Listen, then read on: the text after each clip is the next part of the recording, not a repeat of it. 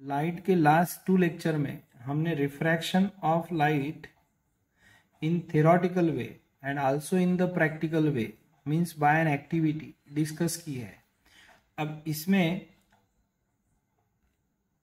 हमको जो इंफॉर्मेशन मिलती है वो इंफॉर्मेशन यहाँ पे दी है as laws of refraction of light, या फिर हम ऐसा बोल सकते हैं कि रिफ्रैक्शन ऑफ लाइट के जो लॉज है वो इस तरह से है। इसमें देखिए, the incident ray, the refracted ray and the normal to an interface of two transparent media at the point of incidence all lie in the same plane। इसका मतलब है ये इंटरफेस है, यहाँ पे रेयरर मीडियम है, यहाँ पे डेंसर मीडियम है, ये यहाँ पे इंसिडेंट रे है, ये नॉर्मल है और ये रिफ्रैक्टेड रे है। ये इंसिडेंट रे, ये रिफ्रैक्टेड रे और ये जो है ये है normal. Incident ray, refracted ray और नॉर्मल ये तीनों भी एक ही प्लेन में है। ये है फर्स्ट लॉ ऑफ रिफ्रैक्शन।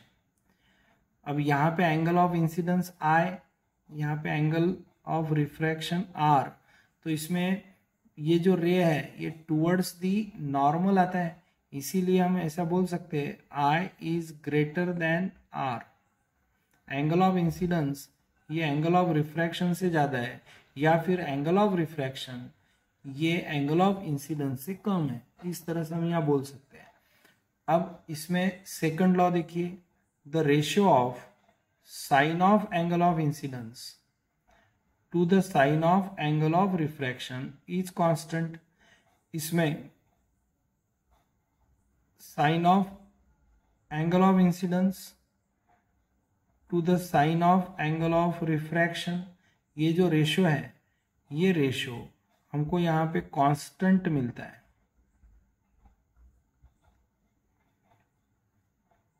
यहाँ पे एक केस अगर हमने ऐसे कंसीडर कर ली कि एंगल ऑफ इंसिडेंस मान लो 30 डिग्री है और हमने एंगल ऑफ रिफ्रैक्शन निकाला, यानी I1 यहाँ पे हमने 30 डिग्री ले लिया, इसके लिए हमको एंगल ऑफ रिफ्रैक्शन कुछ मिलेगा, और यहाँ पे हमने I2 जो है ये 60 डिग्री ले लिया, फिर हमको यहाँ पे R2 मिलेगा। ये एंगल, ये जो वैल्यू है ये वैल्यू यहाँ पे समझ लो फाई या कोई वैल्यू मिलेगी, मान लो A, और यहाँ पे वैल्यू मिलेगी B। अब अगर हमने ऐसे लिया sine I1 upon sine R1, sine I1 upon sine R1, तो हमको एक वैल्यू मिलेगी। फिर हमने साइन 60 अपॉन साइन B ऐसा लिया, जैसे साइन 30 अपॉन साइन A, और बाद में हमने कैलकुलेट किया साइन 60 अपॉन साइन B, तो ये दोनों भी रेशो जो है वो हमको इक्वल मिले, इसको बोला जाता है कांस्टेंट। यानी इसमें एंगल ऑफ इंसिडेंस अगर चेंज होता है तो एंगल ऑफ रिफ्रैक्शन भी चेंज होगा। यहाँ पे एक एंगल है, यहाँ पे दूसरा है, तो एंगल ऑफ रिफ्रैक्शन भी अलग अलग रहेंगे, लेकिन हर वक्त एक मीडियम पेयर, यहाँ पे रेयरर और डेंसर की जो पेयर है उसके लिए ये जो रिफ्रैक्टिव इंडेक्स है, ये जो रेशो है ये रेशो कांस्टेंट रहेगा, और इस कांस्टेंट को बोला जाता है refractive index of second medium. Second medium means denser medium with respect to the first medium, means refractive index of denser, denser का मतलब है सेकंड मीडियम, denser medium यानी second medium with respect to rarer medium, rarer का मतलब है first medium. अब refractive index of denser medium with respect to rarer medium, ये जो है ये रहेगा sine I upon sine R। I है एंगल ऑफ इंसिडेंस, R है एंगल ऑफ रिफ्रैक्शन। तो ये हुआ second law of refraction. First law देखिए, इंसिडेंट रे, रिफ्रैक्टेड रे और नॉर्मल ये एक ही प्लेन में रहते हैं, lying in the all the lie in the same plane. उसके बाद में सेकंड केस या सेकंड लॉ ऐसा है, sine of angle of incidence upon sine of angle of refraction is constant for the given pair of media, means rarer and denser medium. This constant is called refractive index, और ये refractive index रहता है second medium का with respect to first medium, और ये calculate किया जाता है sine I upon sine R. ये है laws of refraction of light. अब इस पर से हमको कुछ पॉइंट्स और भी मिलते हैं, या फिर हमें और एडिशनल कुछ पॉइंट्स देखना है जो हमने इसके पहले भी स्टडी किए हैं। इसलिए यहाँ पे देखो, we have already studied that ray of light travels obliquely from one transparent medium into another will change its direction। हमने यहाँ पे क्या पढ़ा है ये देखिए, अगर ray of light obliquely travel होता है, obliquely travel होने का मतलब ऐसा है कि अगर समझ लो यहाँ पे ये रिफ्रैक्टिंग सरफेस है और यहाँ पे नॉर्मल इंसिडेंस अगर होता है, नॉर्मल इंसिडेंस का मतलब ये एंगल जो है ये एंगल 90 है, इस सरफेस को ये रे ऑफ लाइट परपेंडिकुलर है। अगर ऐसा रहा तो रे सीधा ही चला जाएगा, यहाँ पे रिफ्रैक्शन नहीं होगा। लेकिन अगर इस परपेंडिकुलर को ये कुछ एंगल करता है तो यहाँ पे ये रिफ्रैक्शन होगा। यानी रिफ्रैक्शन कब होता है, जब इसका इंसिडेंस नॉर्मल के साथ कुछ एंगल करता है। अगर ये इंसिडेंस अलोंग द नॉर्मल रहा तो ये रे स्ट्रेट चला जाएगा। इसलिए यहाँ पे देखिए, ray of light travels obliquely from one transparent medium into another will change its direction, वो उसकी डायरेक्शन चेंज करेगा, इसका मतलब ही रिफ्रैक्शन होगा। The extent of change in direction that takes place in a given pair of media, pair of media यानी यहाँ पे rarer medium और डेंसर मीडियम, अगर कोई भी एक रेयरर मीडियम हमने ले लिया, मान लो एयर, और दूसरा हमने यहाँ पे डेंसर मीडियम ले लिया, मान लो ये ग्लास है, तो एयर और ग्लास ये पेयर हो जाएगी। एयर मीडियम और ग्लास मीडियम इनकी एक पेयर, ये है pair of media. For the given pair of media, एक कोई भी पेयर के लिए चेंज इन डायरेक्शन जो है रे ऑफ लाइट की वो कितनी होती है, ये हमको रिफ्रैक्टिव इंडेक्स पर से पता चलता है। यानी द एक्सटेंट ऑफ, एक्सटेंट यानी amount, the extent of change in direction that takes place in a given pair of media may be expressed in terms of refractive index।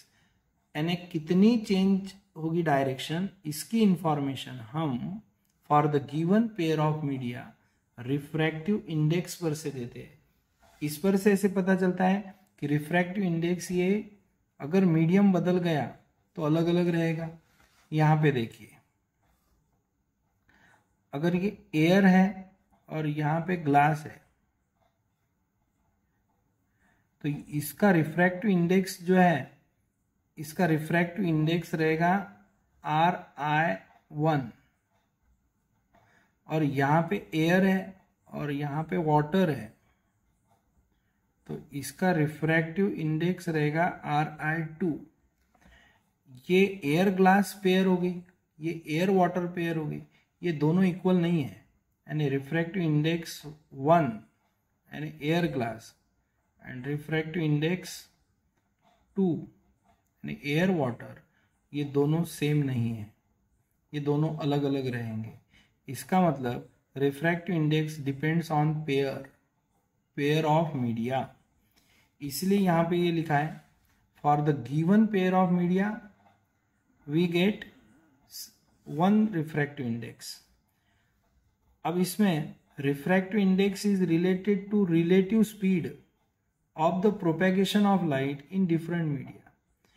इसमें एक रिलेशन है रिफ्रैक्टिव इंडेक्स का। वो जो refractive index का relation है वो इस तरह से है। यहाँ पे देखिए, यहाँ पे लिखा है n/1 इज इक्वल टू, यहाँ पे है speed of light in medium 1, speed of light in medium 1 upon speed of light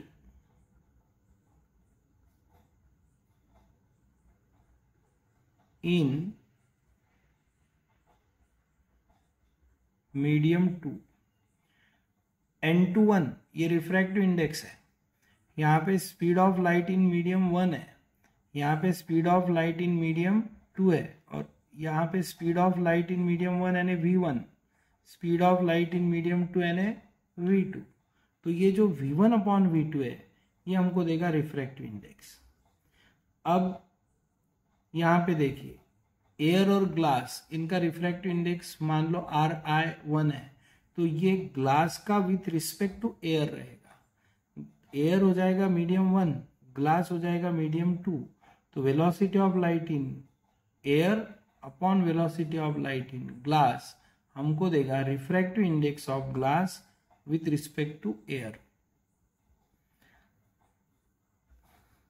अब refractive index of glass, glass यानी सेकंड मीडियम मान लो ग्लास, मीडियम 1 यानी एयर, तो refractive index of second medium with respect to first, ये जो है refractive index of second medium with respect to first, ये लिखा जाता है रिफ्रैक्टिव इंडेक्स n से डिनोट किया है, refractive index of second medium with respect to first, refractive index of second medium with respect to first, ऐसा रहेगा। Refractive index of second with respect to first.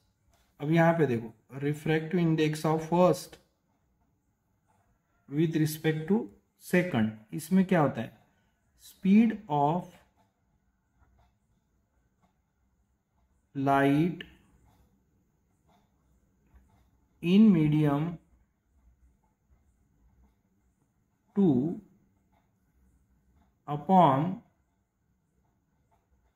Speed of light in medium 1। Refractive index of medium 1 with respect to 2, इसका मतलब speed of light in medium 2 upon speed of light in medium 1, यानी हमको refractive index of medium 1 चाहिए, उसकी speed denominator में, और जिसके reference में चाहिए उसकी स्पीड न्यूमरेटर में। यहाँ पे ये रहता है v2 upon v1। Refractive index of medium 1 with respect to 2, इसमें v2 by v1। Refractive index of 2 medium 2 with respect to 1, इसमें v1 बाय v2, ऐसा रहेगा। तो ये रिलेशन हमको मिलता है इस पर से। तो यहाँ पे देखो, यहाँ पे स्पीड अलग अलग है, स्पीड अगर चेंज होती है तो रिफ्रैक्टिव इंडेक्स चेंज होता है, तो रिफ्रैक्टिव इंडेक्स इस स्पीड पर डिपेंड है। The refractive index related to relative speed of propagation of light means traveling of light in different medium. Light travels fastest in vacuum, यानी वैक्यूम में ये जो स्पीड है ज़्यादा से ज़्यादा है, मैक्सिमम, और वो दी है 3 × 10⁸ metre per second. In air speed of light is slightly less than that in vacuum, यानी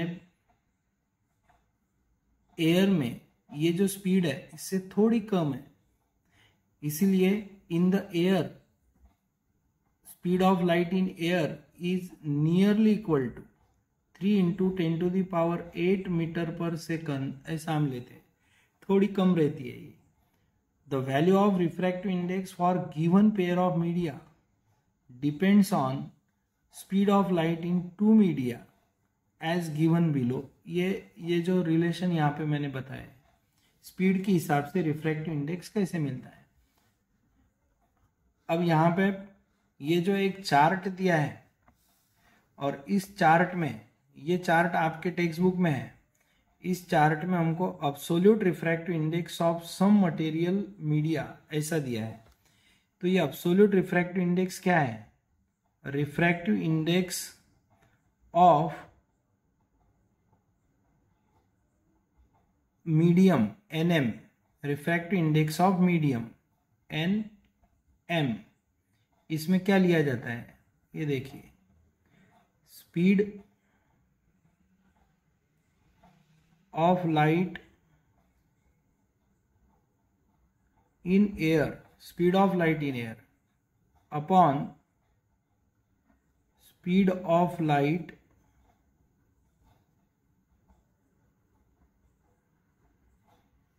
in the medium, speed of light in air upon speed of light in medium. Air में जो speed है वो c से denote करते हैं, और medium में जो स्पीड है वो v से डिनोट करते हैं। तो c/v ऐसा रहता है। c की जो वैल्यू है वो है 3 × 10⁸ अब यहाँ पे मीडियम अगर चेंज हुआ तो वैल्यू चेंज होगी। तो यहाँ पे देखिए, इस चार्ट में एयर, इसका रिफ्रैक्टिव इंडेक्स जो है ये 1.0003 है, आइस 1.31 है, वाटर 1.33 है, अल्कोहल 1.36, केरोसिन 1.44, ये सब यहाँ पे दिया है आपको। ये जो है, ये सारे रिफ्रैक्टिव इंडाइसेस जो है वो आपको याद रखने हैं। यहाँ पे सिर्फ अब एक टर्म हमको देखनी है, if medium 1 is vacuum or air, then refractive index of the medium 2 is considered with respect to vacuum, and this is the absolute refractive index of the medium. अगर हम किसी मीडियम का refractive index with reference to air या फिर vacuum निकाल रहे हैं तो इसको बोला जाता है absolute refractive index of medium. Absolute refractive index of medium is the ratio of speed of light in air upon speed of light in medium. किसी भी मीडियम का अब्सोल्यूट रिफ्रैक्टिव इंडेक्स जब कहा जाएगा तो वो विथ रिस्पेक्ट टू एयर या फिर वैक्यूम ही होगा। ये हमको यहाँ पे याद रखना है।